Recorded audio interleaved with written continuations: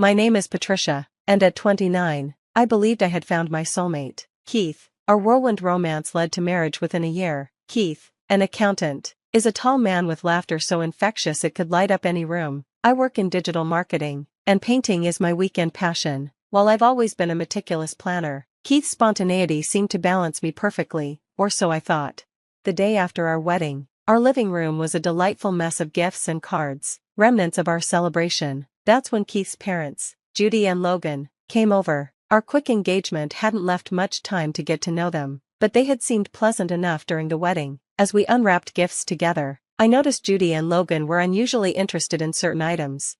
"Is that a crystal vase?" Judy asked, picking up a sparkling piece from my Aunt Kelly. She examined it closely, clearly enamored.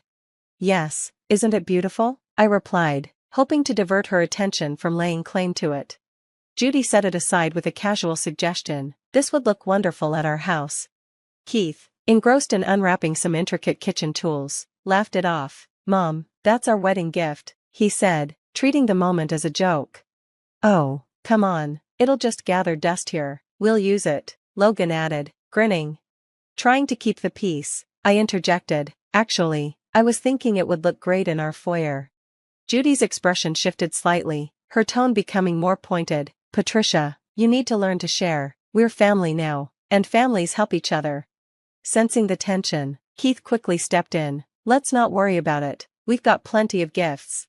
I nodded, swallowing my frustration, but the feeling lingered. Strangers were staking claims in my new life, and Keith seemed unwilling to stop them.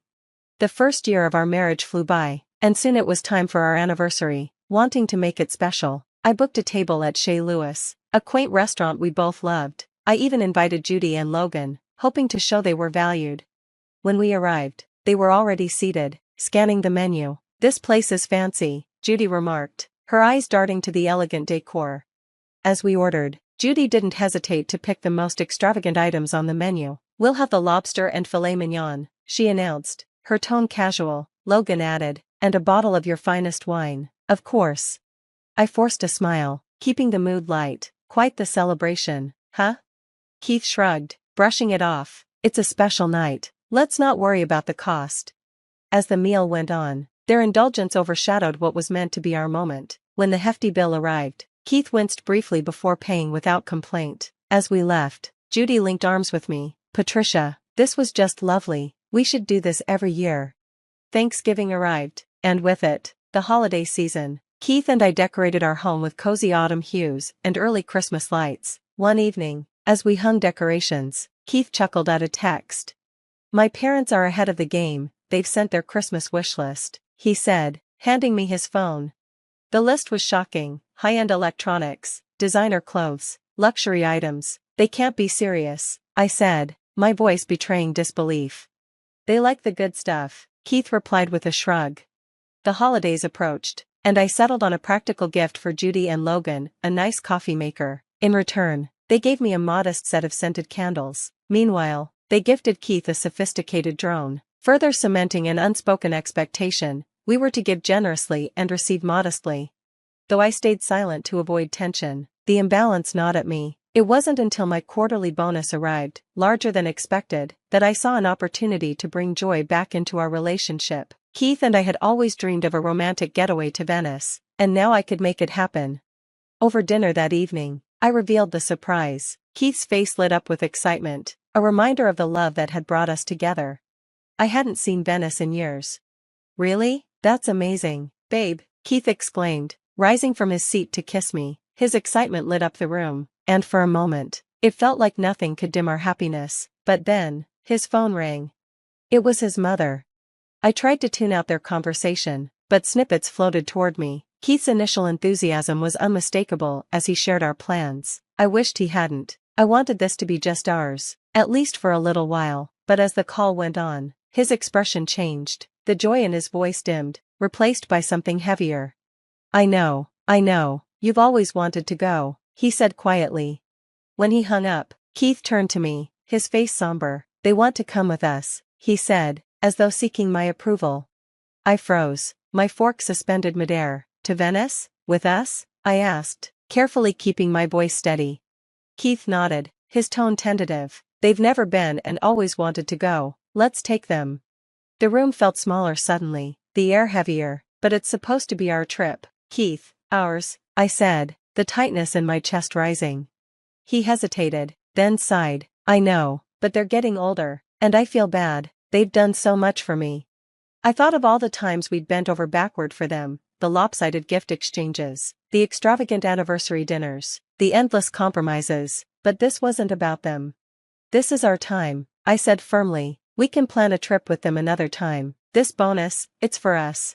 Keith sighed again, a deep, frustrated sound. They won't understand. You know how they are. And you know how much this means to me, I replied, my voice thick with emotion. I want us to enjoy this together, just like we planned. He fell silent for a long moment before finally nodding. Okay, we'll tell them some other time might work better.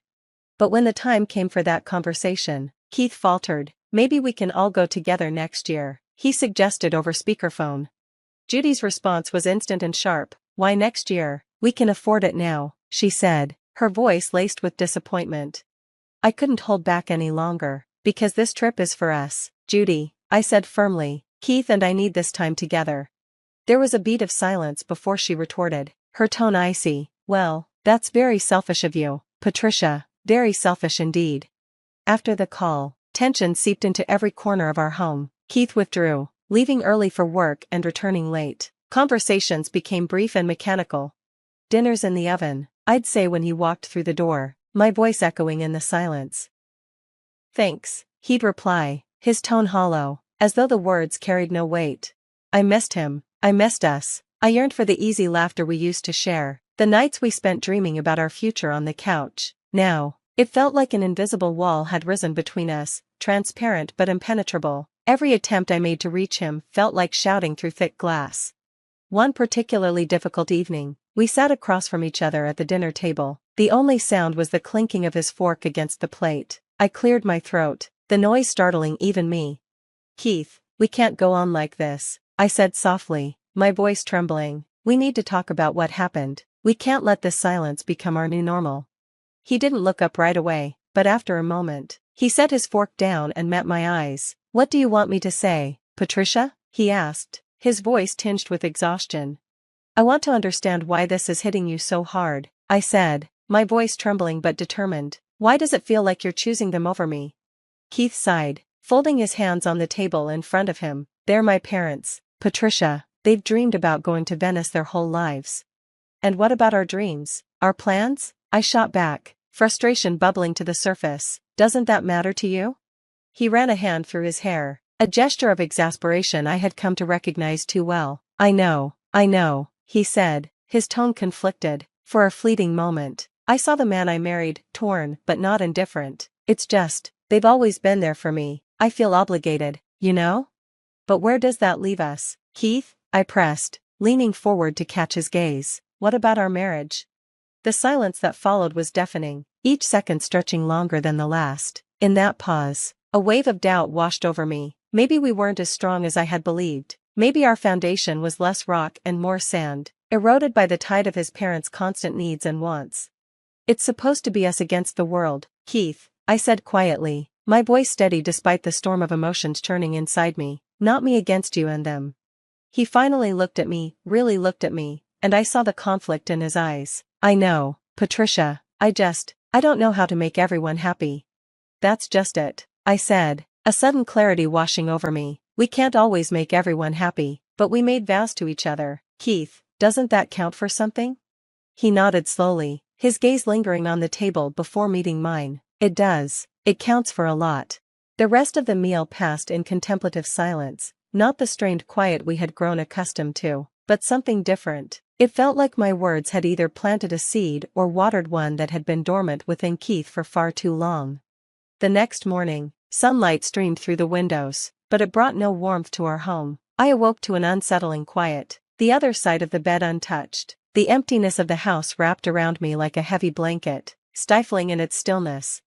Rubbing the sleep from my eyes, I reached for my phone, bracing myself for the usual absence of messages. Instead, my screen was flooded with notifications. A lump formed in my throat as I opened them, one by one. Airline tickets, hotel bookings, all charged to my account. My hands trembled as I read the details. The timestamps showed the transactions had been made during the early hours of the morning. While I slept, the flight had already departed. Keith and his parents were on their way to Venice, the trip that was supposed to be ours, financed by the bonus I had worked so hard to earn. Disbelief turned to anger, then to a profound sense of betrayal. The man I had trusted implicitly had used that trust against me. The evidence was there in stark black and white, glaring at me from the screen. With shaking hands, I dialed his number, even though I knew he wouldn't answer, not with the time difference, and certainly not after our last argument. The cheerful beep of the voicemail was a cruel contrast to the storm inside me. "Keith," I began, my voice low and trembling, "I saw the charges. You took your parents to Venice using my bonus. I don't even know what to say, but I hope it's worth it. I hope it's worth everything." The house felt colder after the call, its walls closing in as silence enveloped me, but inside, a storm of emotions raged: hurt, anger, and the undeniable sting of betrayal. With a resolute heart, I opened my laptop. One by one, I began canceling the hotel reservations, the return flights, and every other part of the trip tied to my finances. Each cancellation felt like reclaiming a piece of myself, a small victory in the face of his betrayal. I felt my former life slipping away, the future I had envisioned dissolving before my eyes. Once everything was undone, I took decisive steps to sever financial ties. I contacted the bank and removed Keith's access to my accounts, each click a mix of fear and liberation. The man I had married, the family I had tried so hard to integrate into, were now strangers. Strangers who had exploited my generosity instead of cherishing it. With mechanical precision, I packed my bags. Each item tucked away was a reminder of a dream now shelved. There was no going back, no apology could repair the breach Keith's actions had caused. He had made his choice, and in doing so, he had determined my path. The wedding ring, once a symbol of our love, now felt cold and heavy in my palm. I left it on the counter, its sparkle mocking the morning light. With one final glance at the life I was leaving behind, I shut the door on what was never truly a home. By late afternoon, I was driving away, my car filled with clothes and essentials. Each item reminded me of how swiftly my life had turned. My phone buzzed with messages, one from Keith, several from his mother. I pulled over, knowing their words would only strengthen my resolve. Keith's message was brief: "Patricia, please, we need to talk about this. Can't we discuss it?" His words felt hollow, almost insulting in their simplicity. I started typing a response but stopped. No words could bridge the gulf between us now. His mother's messages were a mix of confusion and attempts to justify their actions. They, too, fell on deaf ears. As I drove toward a new beginning, I turned off my phone, leaving their desperate messages unanswered. They were halfway around the world enjoying Venice, a trip funded by deceit. They could sort out their accommodations without me. My first stop was the bank. The manager, a compassionate middle-aged woman, greeted me warmly. "I need to ensure my husband can no longer access my accounts," I said, my voice steadier than I felt. She nodded with understanding. "Let's make sure you're fully protected." When I left, my accounts were secure, and I felt a renewed sense of control. I drove to my sister Isabella's house, the only place I knew I could truly relax. She opened the door before I even knocked, pulling me into a comforting embrace. "Patricia, I've been so worried," she said, her concern palpable. Over tea at her kitchen table, I explained everything. "You deserve so much better," Isabella said firmly. "I know," I replied, "that's why I'm not going back. I've cancelled everything. I'm done." Isabella squeezed my hand, her face a mix of anger and pride. "Good for you. What's your plan now?" I looked around her familiar kitchen, a sense of relief washing over me. "I'm filing for divorce. I can't stay married to someone who has so little respect for me." Over the next few days, Isabella helped me unpack and plan my next steps. The mundane tasks were grounding, a small comfort amid the chaos, but the quiet didn't last. One afternoon, Keith's parents showed up at Isabella's doorstep. Their faces were tight with anger, and they barged past a stunned Isabella. "You've got some nerve, Patricia," his mother spat. "You ruined our family vacation. You're just a greedy, selfish woman." Isabella stepped in front of me, her stance protective. "That's enough. You're not coming into my house to insult my sister," she said firmly. The argument escalated, catching the attention of neighbors peeking out their windows. Isabella stood her ground, threatening to call the police if they didn't leave. They finally stormed off, leaving behind a palpable tension. Despite the confrontation, I felt an unwavering clarity. I was done. The divorce process was sterile and procedural. Each signature severed another tie, loosening the chains that had held me bound. When it was over, I stepped out of the courthouse, the air fresh and a gentle breeze playing with my hair. Isabella was waiting, her embrace tight and supportive. "You did it, Patricia," she said, pride resonating in her voice.